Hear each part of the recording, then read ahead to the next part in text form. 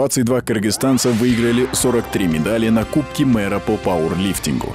Кыргызстанцы завоевали 43 медали на Кубке мэра по пауэрлифтингу по версиям WPA, AWPA, WAA. Соревнования прошли в Москве. За победу боролись атлеты из 12 стран. В составе сборной Кыргызстана 22 человека. Они состязались в нескольких возрастных группах, упражнениях и номинациях и завоевали 38 золотых, 3 серебряные и 2 бронзовые награды. По 3 медали высшего достоинства выиграли Татьяна Полстянова, Ольга Олешкевич, Алена Тырышкина, Дарья Ушмодина, Азимджан Кадыров, Талантбек Саитов и Хамид Сулуев. По 2 золота завоевали Наиля Такудинова, Анна Белова, Максим Тырышкин и Роман Бутерус. По 1 Любовь Малеева, Владислав Терехов, Владислав Хозяев, Иминджан Нуржанов, Бахромджон Сабиров, Ян Сватковский, Александр Белимов, Дмитрий Дороженко и Даниил Колесников. Татьяна Полстянова, Наиля Такудинова и Владислав Хозяев также установили мировые рекорды, добавили федерации. В общекомандном зачете отечественная сборная заняла 1-е место. Наша съемочная группа вместе с родными и близкими спортсменов встретила в аэропорту Манас чемпионов турнира по пауэрлифтингу.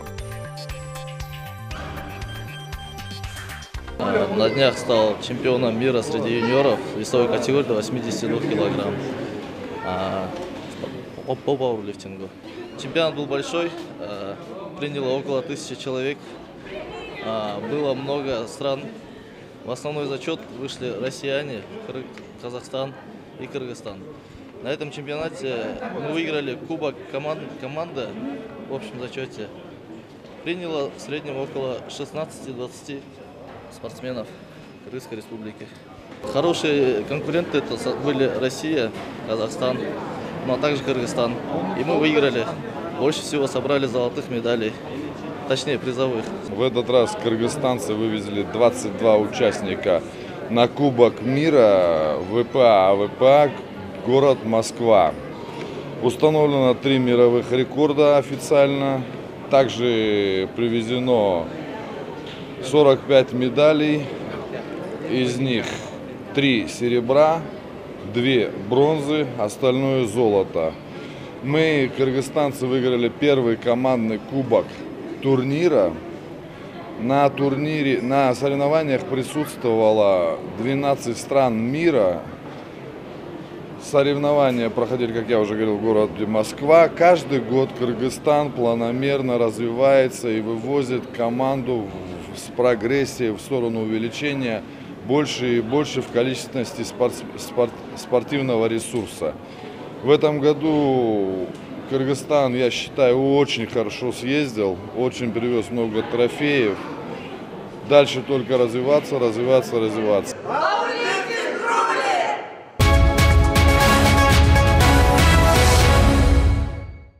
Сборная Чуйской области по кокбюру стала первым полуфиналистом чемпионата Кыргызстана 2018 года. Как сообщает Госагентство по делам молодежи, физкультуры и спорта Кыргызстана, турнир проходит в эти дни на ипподроме Төлөйкөн в Волжской области при участии 9 команд, которые разделены на 3 группы. В группу А попали сборные Чуйской области, а также городов Ош и Бишкек. Сборная Чуйской области, которая на этом турнире представлена командой Сары-Өзен, в первом туре победила сборную Бишкека со счетом 10-3, а в 3-м туре разгромила сборную города Ош 12-3. В итоговой турнирной таблице группы А сборная Чуйской области заняла 1-е место и вышла в полуфинал. У сборной Бишкека 3 очка и 2-е место, которые дают право на участие в турнире за право сыграть в полуфинале.